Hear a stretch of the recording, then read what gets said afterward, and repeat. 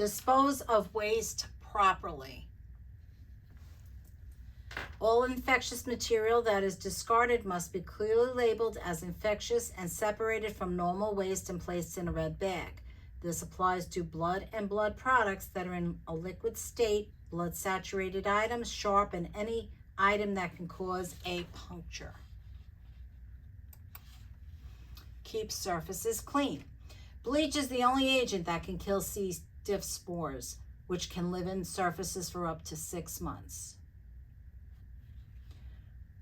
All surfaces, tools, equipment, and other objects that come in contact with blood, body fluids, or potentially infectious materials should be cleaned immediately.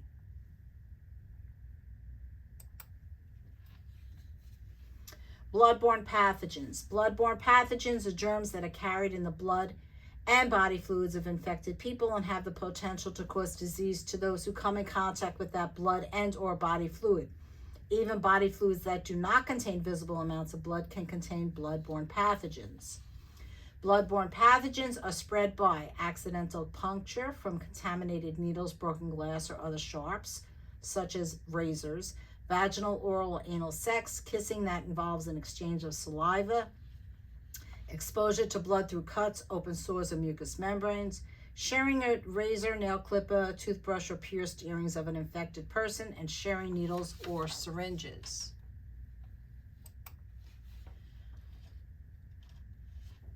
HIV, human immunodeficiency virus. HIV is the virus that causes AIDS, acquired immune deficiency syndrome.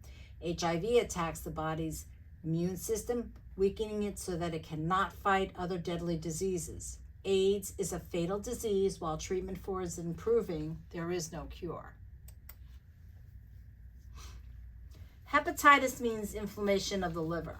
While there are many types of hepatitis, hepatitis B is primarily transmitted through blood. Although hepatitis B initially causes inflammation of the liver, it can lead to more serious conditions like cirrhosis and liver cancer. Hepatitis B vaccine is available to prevent you from contracting this illness.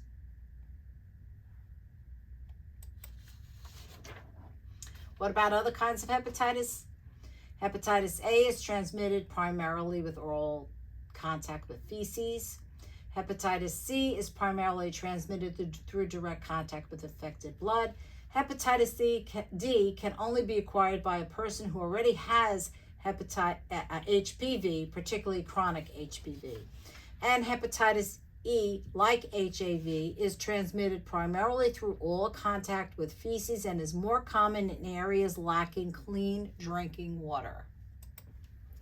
What to do if you've been exposed. If you think you've been exposed to a blood-borne pathogen or you sustain a puncture or needle stick, immediately flush the affected area with large amounts of water. Immediately after this, contact your supervisor to arrange prompt medical attention and proper treatment and ensure an incident accident form is completed. What is tuberculosis? Commonly known as TB, is caused by a Mycobacterium tuberculosis. This infection can spread through the lymph nodes and bloodstream to any organ in your body. Most often is found in the lungs.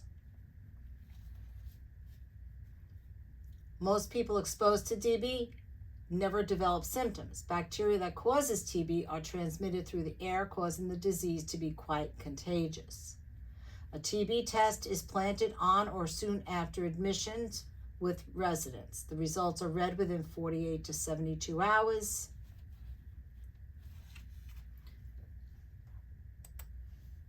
Immunization. Available vaccines: hepatitis B, influenza, pneumococcal. Everyone has a responsibility to follow and expect others to follow good infection control practices, beginning with good hand hygiene.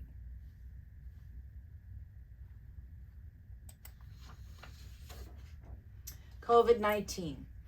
COVID-19 disease is caused by infection with a new coronavirus called SARS-CoV-2. People with COVID-19 have had a wide range of symptoms reported, ranging from mild symptoms to severe illness. Symptoms may appear 2 to 14 days after exposure to the virus. People People with these symptoms may have COVID-19, fever or chill, cough, shortness of breath or difficulty breathing, fatigue, muscle or body aches, headache, new loss of taste or smell, sore throat, congestion or runny nose, nausea and vomiting, and diarrhea. COVID-19 spreads easily from person to person, mainly by the following routes: between people who are in close contact with one another within 8 feet, and through respiratory droplets. Touching solid surfaces contaminated with the virus, transferring the virus to mucous membranes in nose and mouth. People who are infected but do not have symptoms can also spread the virus to others. How to protect yourself, our residents, and how to prevent the spread of the virus.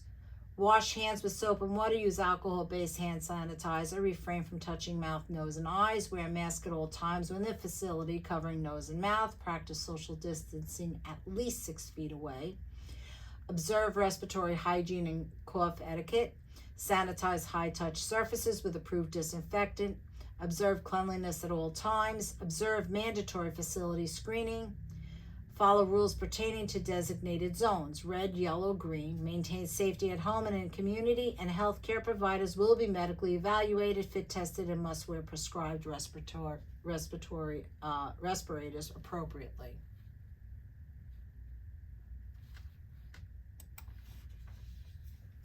Optimizing PPE, personal protective equipment. Employees must know what type, when, and how to wear PPE in the designated patient care areas. We have N95s and other respirators, face masks, eye protection, goggles, gowns, and gloves. Healthy ways to cope with stress, CDC recommendations. Know what to do if you're sick and concerned about your COVID-19. Contact your healthcare provider. Know where to get treatment. Take care of your emotional health.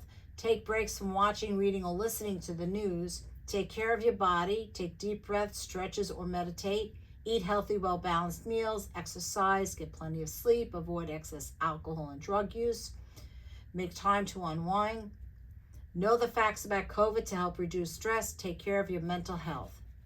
Get help or call your healthcare provider if stress is in the way of performing your daily activities for several days in a row. Osha, right to know, HazCom. Many healthcare employees use hazardous chemicals on a routine basis.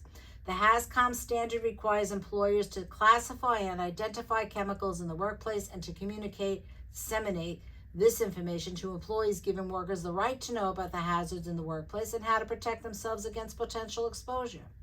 Facility HazCom training must include how to recognize, understand, and use labels, availability, location, and material safe data sheets, MDS, safety data sheets, how to work safely with and around chemicals, a written list of hazardous chemicals in your work area, precautionary measure, and safety procedures. 4 major routes of entry: ingestion by mouth, injection, which puncture wound and inject toxin directly into the bloodstream; skin absorption, if you have a cut, chapped, or damaged skin; and inhalation. Toxic materials can be absorbed and transported through the bloodstream after entering the lungs. 2 basic effects of exposure to hazardous substance. Acute effects usually occurs rapidly as a result of short-term exposure and often short in duration. And chronic effects usually occurs as a result of long-term exposure and are longer in duration. Read the chemical labels. Labels on chemicals provide important safety information. Protect yourself by taking the time to carefully read chemical labels and the SCS sheets before you move, handle, or open a chemical container. Containers of hazardous materials must always be properly labeled. Report any missing or torn chemical labels to the housekeeping director and supervisor.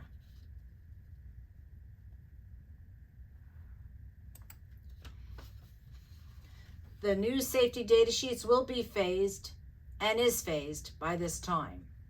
There are 16 sections of the SDS format, including the following: company information, chemical ID, chemical composition, first aid measures, firefighting measures, accidental release measures, safe handling and storage, exposure control, and PPE, physical and chemical properties, stability and reactivity data, toxicology information, ecological information, disposable considerations, transport information, regulatory information, other information, including data preparation, revisions. OSHA revised communication standard, your right to know. OSHA has revised its standards to 2 significant changes occurring: new labeling elements and standard formats and safety data sheets. Labeling elements: product identifier, signal word, pictogram, hazardous statements, precautionary statements, and manufacturer information. Using the label: storage. Label will identify proper storage of hazardous chemicals. First aid. Label will provide quick access to information on first aid steps in the event of an emergency.